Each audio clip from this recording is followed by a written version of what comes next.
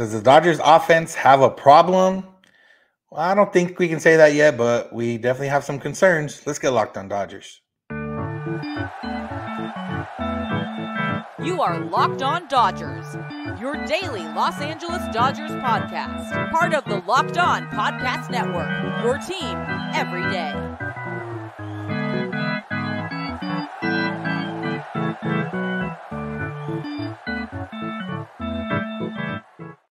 Yo, Dodger fans. Welcome to Locked On Dodgers. We are part of the Locked On Podcast Network, the #1 local sports daily podcast network.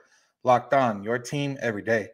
Today's episode is brought to you by FanDuel. Make every moment more. Right now, new customers join and you get a $200 in bonus bets if your first bet of $5 or more wins. Visit FanDuel.com/lockedon to get started. This is the daily podcast covering the Los Angeles Dodgers, bringing you the smart fans perspective on our boys in blue. You can find us wherever you find podcasts and on YouTube simply by searching for Locked On Dodgers. And if you never want to miss a day and become an everydayer, all you have to do is subscribe and get notified when our episodes are ready for you. If this is your first time listening, watching, welcome. My name is Vincent Perio, joined by my co-host, Jeff Snyder. Jeff and I are both lifelong Dodger fans that have covered the team in various capacities over the years. We've been doing this podcast here for 5 years, doing a Dodger podcast a little bit longer than that, and we're not quite insiders. We're just here to bring you what we believe is the smart fans perspective on our boys in blue, and we're here to do a little bit of that today, as much as we can with such a small sample size of the regular season, but all we can talk about is what's happened so far. And what happened this weekend was the Dodgers ended up taking 3 out of 4 from the Cardinals.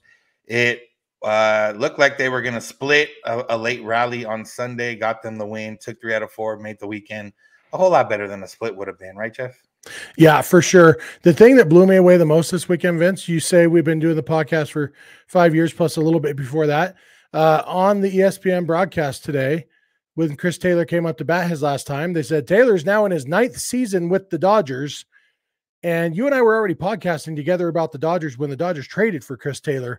That means we're in our 9th season podcasting about the Dodgers. So that was the big takeaway for me for the weekend. But also there were some baseball games that were played. And yeah, the Dodgers, it kind of underscored for me why it's so hard to, no matter how good you are, to win. Like, it's why even the best teams lose 50 or 60 games a year, because and we're going to talk a lot about a lot of these things this episode, but everything has to go right sometimes, or one thing going wrong can derail a whole game. And so you kind of had a game on Saturday that the Dodgers probably should have won and they lost it. Then you had a game on Sunday that they probably should have lost, but they won it. And so, usually things even out over the course of a season. You don't always see it even out over the course of 2 days, but I feel like that's kind of what happened.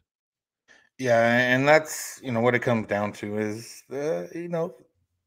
sometimes you win, sometimes you lose. The Dodgers usually win a lot more often than they lose, but regardless, these last 2 games are a microcosm of what that looks like. But on the offensive side, Mookie Betts has been on fire. Not so much Sunday, but every other game the Dodgers have played, Mookie Betts has contributed.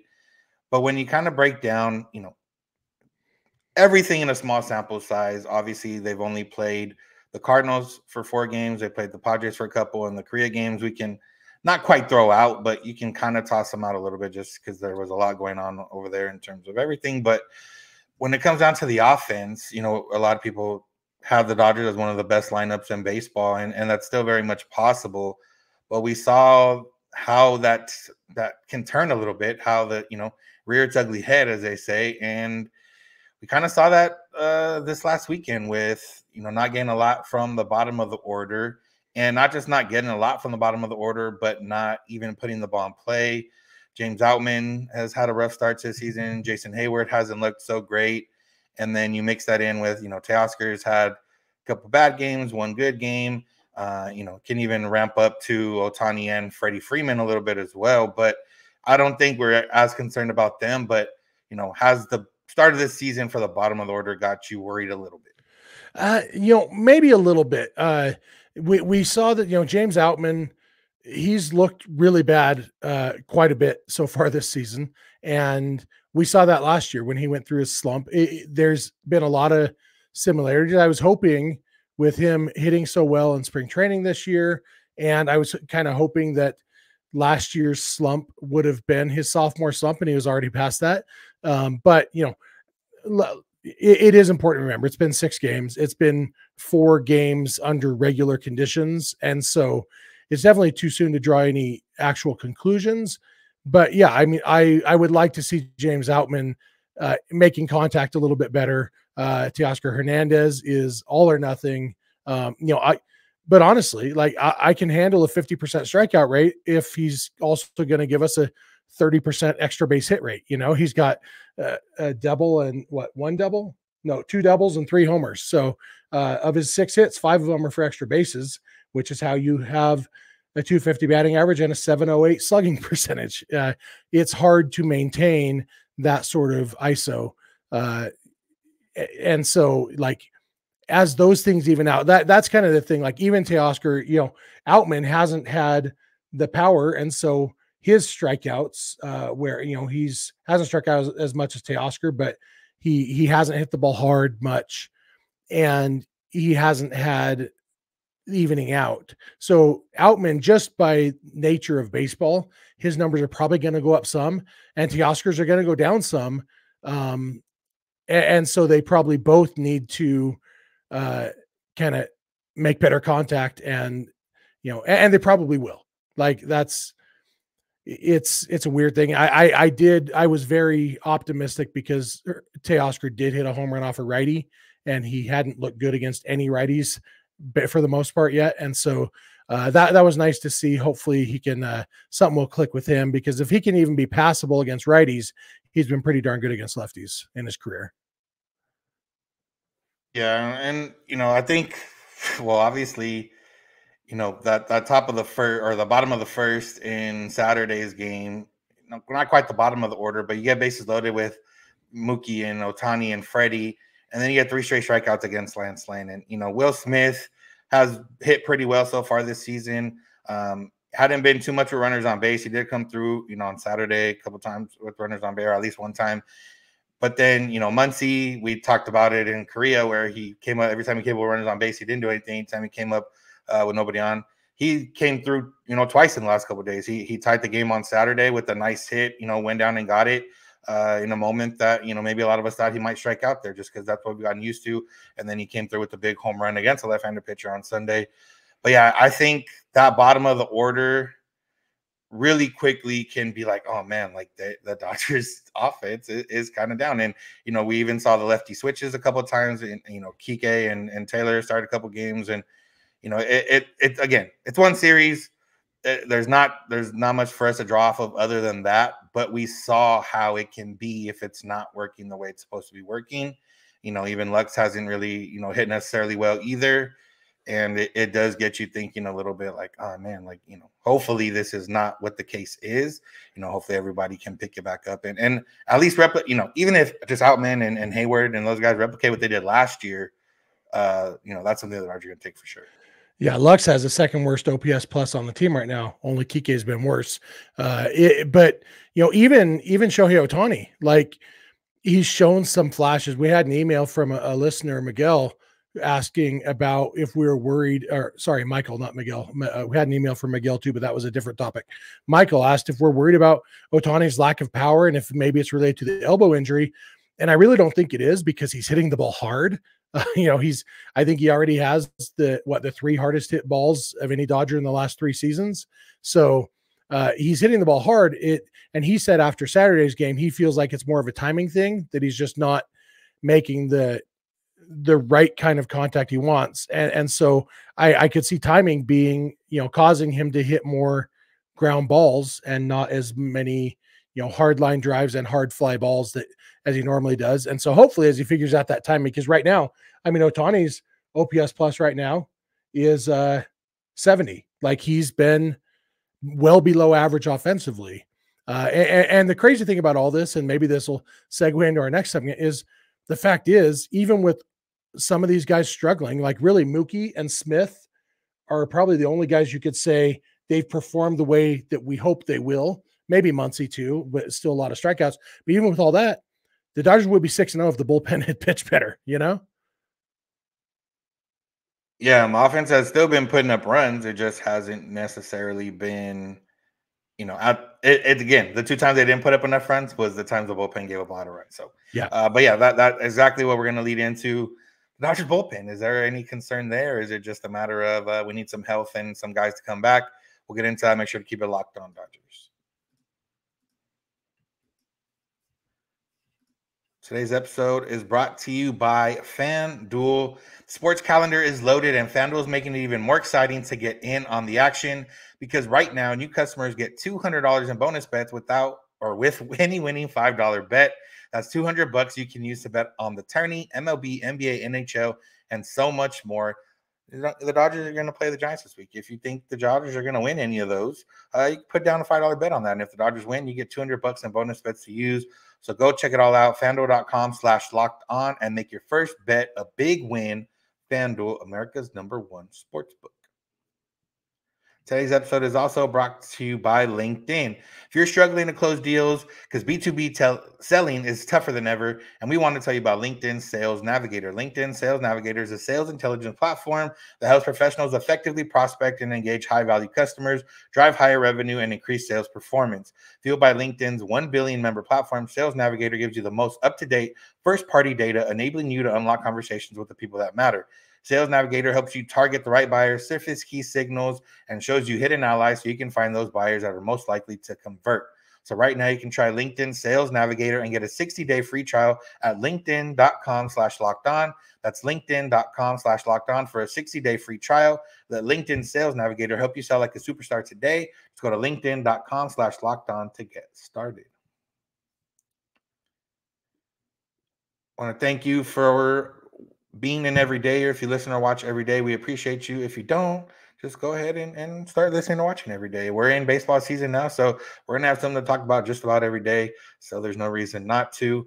Remember to check out Locked On Sports Today, 24/7 streaming channel on YouTube. If you're tired of watching Fox Sports, ESPN because they yell at you all day, make the switch to Locked On Sports Today, now streaming on YouTube 24/7 or on the free Amazon Fire TV channels app. Part of the Locked On Podcast Network, your team every day.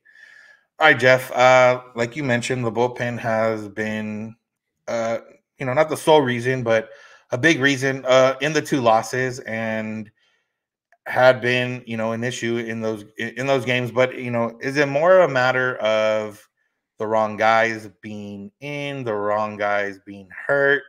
Dave Roberts' usage. We talked about the game in Korea, how Dave Roberts managed that game, and it might have been different if it was later in the season. So, that one specifically. But, even on Saturday when Joe Kelly had the Joe Kelly experience in that inning, he threw a lot longer than we thought he would have been. Yeah. And the fact is, I do think in a game that was more important, Joe Kelly wouldn't have lasted that long in the game. And before anybody yells at me, I do understand they all count the same. Every loss counts. But losses in March don't count as much as losses in October. And part of the point of the regular season is to figure out who you can trust. It's also like, I think sometimes Doc and other managers like to let guys try to clean up the mess that they made, because that can build confidence too. If Joe Kelly, because he comes in, he walked a guy, hit a guy, and then a catcher's interference. So there's base load, nobody out. Joe Kelly has the stuff to get strikeouts. It wasn't crazy to think he could get out of that mess. He didn't. But I think there's value in finding out that he didn't. And also there would have been value for him if he had. And I think a lot of that goes into, Dave Roberts' job is not to try his hardest to win every single game. It's to try his hardest to win as many games as possible throughout the season, and then to win 11 games in October. That's his job. And so I do think there is value in, whatever they learned from that experience. I think it's valuable information. The other funny thing is, a lot of the clamoring was the Cardinals had all those lefties in a row. That's why you have Alex Vesia. And then we had Alex Vesia on Sunday, and he basically did his best Joe Kelly impression. And so, the fact is, Vesia, we'll have to see. He might not be good enough to be in a championship bullpen. And Joe Kelly might or might not be. It depends. Joe Kelly's a fan favorite and everything. but he's also always been volatile. And so he's going to have to find things, and he's not going to find things sitting on the bench after being pulled after 3 batters because he didn't have it. He's going to find it on the mound at some point, or he's not going to find it. And either way, it's going to happen on the mound.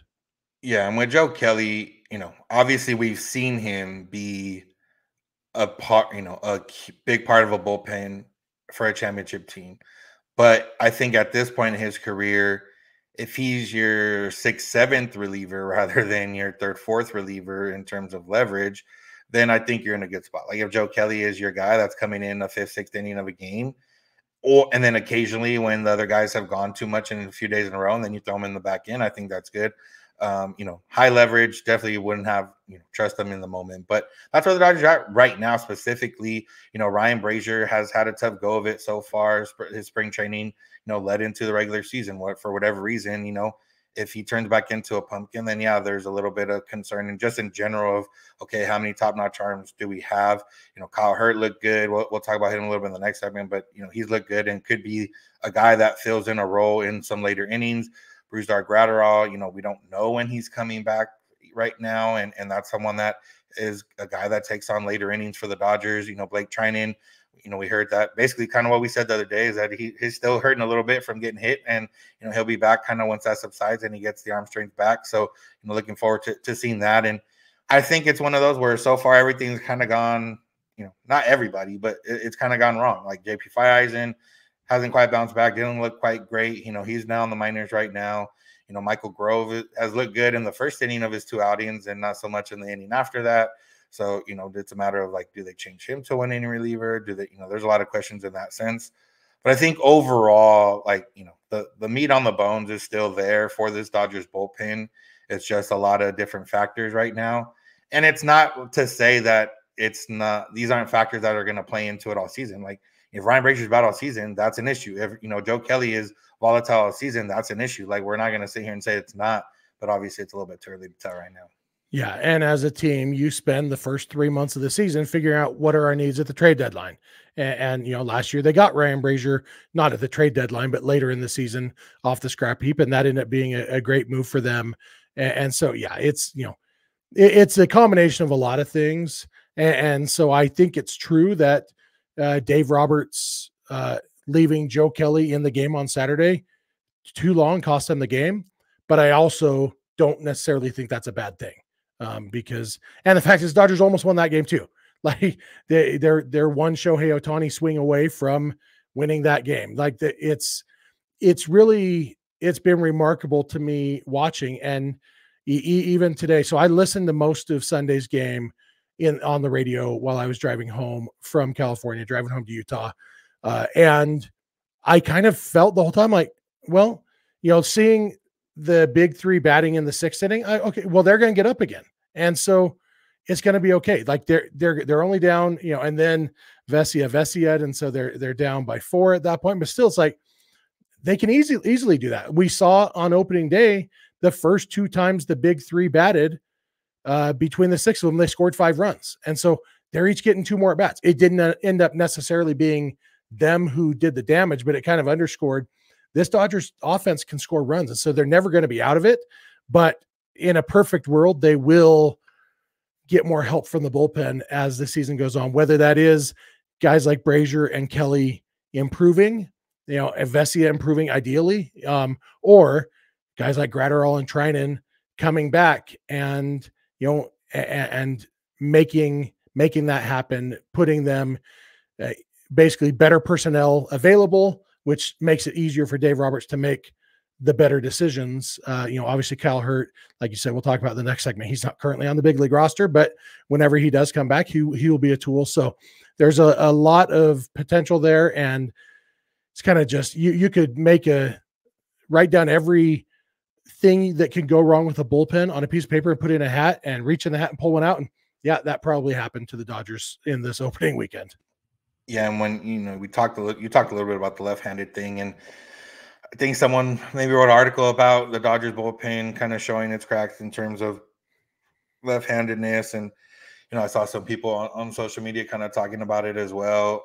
Obviously Vesey, I don't think has the trust of any fan right now in terms of being a guy, especially, left-hander or whatever the case is, but he is the only left-hander there, or Yarbrough, but Yarbrough's not necessarily a situational guy. He's more of a, finish a game, go a couple innings every other day or every 2 days or so type guy.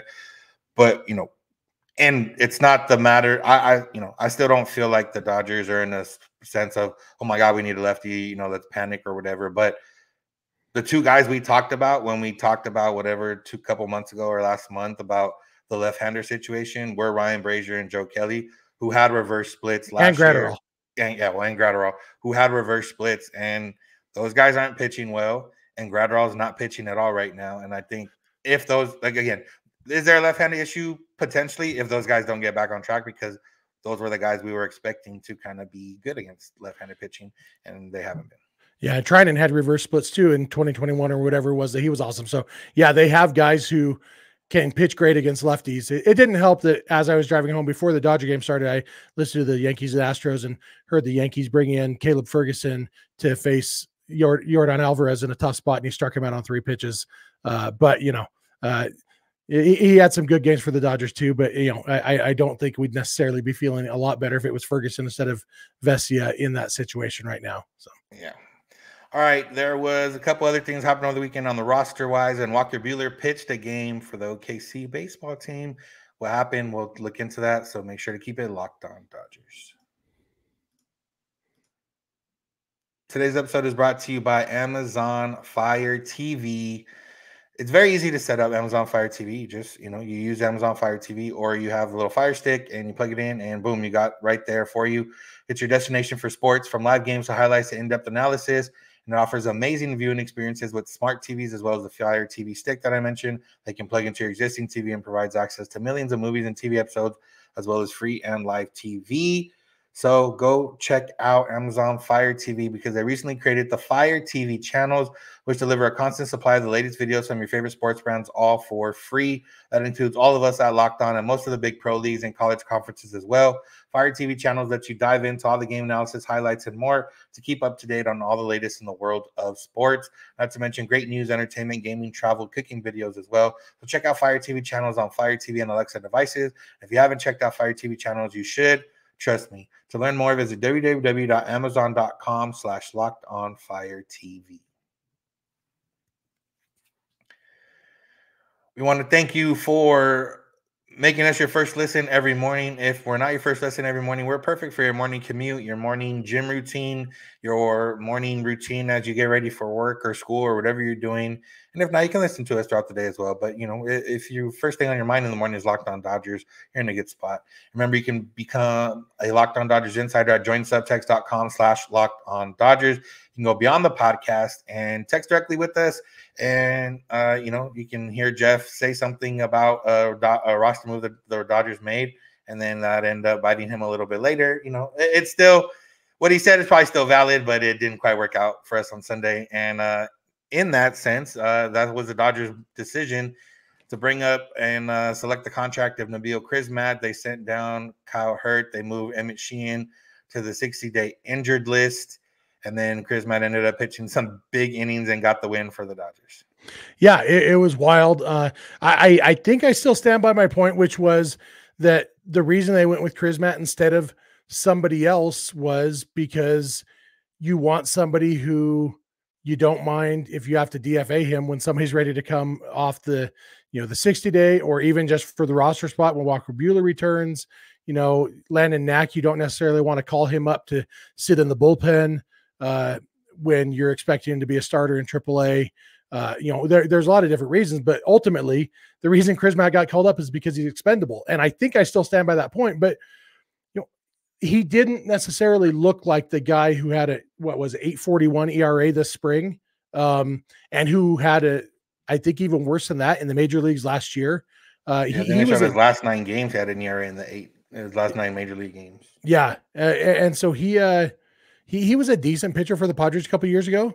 But it was, I'm not sure what he is. And maybe he is a guy that the Dodgers can work their magic on, because that changeup is legit. Usually you have to have another pitch to play off the changeup. And he was successful on Sunday. he did throw one fastball 91 I saw. And so if you got 91 and a good changeup, you can get by, probably not as a starter. And the Padres tried to use him as a starter for a while, or at least a long reliever. And I don't think there's much chance he could get through a lineup multiple times, but 2 strong innings is what the Dodgers needed from him. And that's what they got. And so, yeah, like 2 hours after I said that the Dodgers called him up because he was expendable, he was the winning pitcher for the Dodgers. Yeah. And you look at what he threw, and it was 21 changeups, 7 four-seam fastballs that maxed out at 90.9, and then 1 curveball. So, yeah, definitely a different look. Maybe that was the case, or not a look you see a lot in the majors, the guy coming up and throwing mostly changeup. So maybe it was enough to, throw the Cardinals. Obviously, he was able to throw scoreless innings. So, yeah, I think the other part, I know Kyle Hurt getting sent down was a big issue for some people, and realistically, it was more so because he had thrown 3 innings the day before, and they, were going to need somebody to maybe give him some length in the case that Gavin Stone didn't go deep, or, whoever else in the bullpen. A lot of arms threw on Saturday. So there was different reasons for it. Now with the option limit, it did seem interesting to use one so early into the season on a guy that, is probably going to do that a few more times, but maybe it also shows the confidence that, later in the year, we think this guy's going to be in the bullpen for good, and we can use one right now and get it out the way. Yeah. The option limit only matters if you plan on optioning him 5 times. And if they plan on him being a key part of the bullpen later this summer, he's not going to get optioned much. Dan, one of our insiders, Dan from Florida, made the point that Crismatt also maybe helped Daniel Hudson, because throwing that soft stuff, look, Hudson was blowing guys away with 95, blowing it past him. And that might've had to do with, I'm dubious about like back-to-back starting pitchers, like from one day to the next, but within a game, having a slow guy followed by a fast guy, I think there's definitely potentially some value there. And so Hudson looked great pitching on his 2nd straight day. He's a guy who, with Hudson and Phillips, those 2 guys are maybe going to have to bear the brunt of the key high leverage innings, and the Dodgers are going to have to hope for maybe fewer high leverage innings for a little while. I hope the offense can pick things up, because, ideally they would just be up by 6 runs most of the time. And then you can let Joe Kelly and Alex Vesia and everybody else work through their issues. But Nabil Crismatt, I'm not quite ready to eat my shoe on this one yet. But I would not complain if Crismatt turned into a valuable contributor to this Dodgers bullpen. And, stranger things have happened. All right. Beyond that, the Dodgers saw Walker Buehler throw, not for the formerly OKC Dodgers, now the OKC baseball team. And all in all that we know so far, positive. The numbers don't matter as much. He did touch 95, which is a good sign. He made just over 50 pitches. Yeah, they said 40 to 45, and he finished his 3rd inning of work at 46 pitches. He went back out there. Didn't quite go so well for him that inning, but regardless, his arm was still intact. His elbow was still intact as far as we know after the game. Obviously, the next few days are going to be the key of what Walker Buehler, or how fast he can come back. The Dodgers say about 4 rehab starts, and then he comes back. That's assuming 4 rehab starts where everything feels good and healthy after, and he's able to recover before his next start. But yeah, Jeff, I tuned in a little bit. They had it on MLB TV, and it wasn't the Walker Buehler you remember 100%, but it looked like the guy, he used all his pitches and he was able to mix it up, and he got some soft contact. He got a couple strikeouts, and it was a good sign, obviously, to see him out there and looking good and throwing multiple innings. Yeah, the purpose of a rehab start really, like you said, doesn't have anything to do with the results. It's and so obviously he's a competitor. When he's out there on a field, he's going to want to pitch as well as he can, but it really is apples and oranges, between pitching a rehab start and pitching in the big leagues. And so, yeah, his goal was to stay healthy, get his up downs, get his reps in, get built up and everything. I'm sure he would have loved to throw 4 no-hit innings. But, he said on Twitter, he said, maybe I effed it up, but it felt great to be out there, and that's when you've had your 2nd Tommy John surgery. It's probably a pretty nice feeling to be back out there and say, oh, look, I can still pitch. And, hitting 95-ish, in your first rehab start, there's plenty of reason to think that that's going to tick up a little bit over the next couple starts as he gets built up. Also, a little bit more strength. And, I would imagine an outing like this has him feeling like, okay, I'm going to be a good major league pitcher again. Yeah. And it's not the fact of, what he showed on Sunday in terms of stuff isn't necessarily oh man, Walker Buehler won't be as good as he was before. The ability to dial it up to 99 or even sometimes 100 back in the day. Yeah, that obviously helped, but it was when he, wasn't maybe as great as a pitcher, and he really only dialed it up that as much as that when he really needed it and, had that oomph. So again, I don't think whoever it was that predicted him to win the Cy Young this year probably, was a little ambitious in that sense. I don't necessarily expect him to be, Cy Young level, but again, I wouldn't rule it out of Walker Buehler for sure. And the other part is, if we didn't even talk about Bobby Miller, but if, and maybe that's something we'll save, but if Bobby Miller looks like he looked on Friday night, and Tyler Glasnow looks how he's looked so far, and then Yamamoto, gets back on track and looks like he looked on Saturday, the Dodgers don't need Walker Buehler to be a Cy Young level. They just need him to be good. Yeah, sometimes these Monday episodes, it's a bummer that we don't do them 7 days a week because, like the fact is Bobby Miller deserved a whole episode talking about just that performance, that sixth inning, everything about that. And the fact is he's pitching again in a couple days. And so we'll have that opportunity to do an episode where we probably will spend the whole episode talking about him between his two starts. And hopefully the next start will be just as good. Yeah. The fact is the Dodgers don't need Buehler to be Cy Young level, but I wouldn't put it past him to be Cy Young quality. He's not going to be Cy Young quantity this year for sure. There's no way he's even going to be a contender for Cy Young award this year just because of the quantity. But quality-wise, by the end of the year, probably not right off the bat, but hopefully by October, he's back to being, hey, I'm Walker Buehler again, and that's scary in the postseason, especially if you got a postseason rotation of Walker Buehler, Bobby Miller, Yoshinobu Yamamoto, who, by the way, looked awesome too. We're going to, we haven't even really talked about him. Like Bobby Miller, Yoshinobu Yamamoto both looked awesome this weekend. Like that's it. And then it's like, okay, who's our fourth starter? Well, is it Gavin Stone? Is it Clayton Kershaw? Is it Glasnow? Oh yeah. The Dodgers have too many starting pitchers. It's like, like Gavin Stone and Clayton Kershaw aren't going to have a chance at the postseason rotation if all these guys are healthy. And it's just, and maybe my brain just isn't allowing me to even dream about all these guys being healthy in October. We haven't had that luxury as Dodger fans, but I mean, when you need 3.5 starting pitchers and the Dodgers have legitimately 6 or 7 guys, you think, oh, he could be good in that spot. Oh, he could be good in that spot. Like, even if they do have a couple injuries, they could be in good shape pitching wise. Yeah. So again, the starting pitching was the star of the weekend, and we talked about pretty much everything else. So, that's just the way it goes sometimes. But that's going to do it for today's episode. Thank y'all for listening. Thanks for making Locked On Dodgers your first listen of the day. Make sure to find us wherever you find podcasts and on YouTube. All you got to do is search for Locked On Dodgers.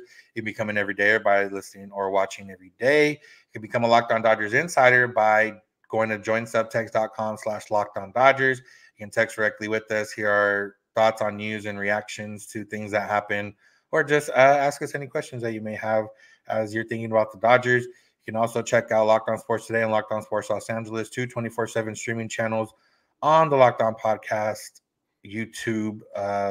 Go check it out. Subscribe there. You can find us on social media, Twitter, Instagram, and TikTok at Locked On Dodgers. Jeff is on Twitter at SnyDog. I'm at Vincent91. You can DM either of us for any questions or comments. You can also send those via email, LockedOnDodgers@gmail.com, or via voicemail text at 323-863-5625. We're here every weekday morning, and we hope you'll be here with us when you get in your car or if you're at home. Take your Smart Advice by Podcast, Locked On Dodgers. And remember, you don't have to agree. You just have to listen. Have a good one. We'll talk to you tomorrow.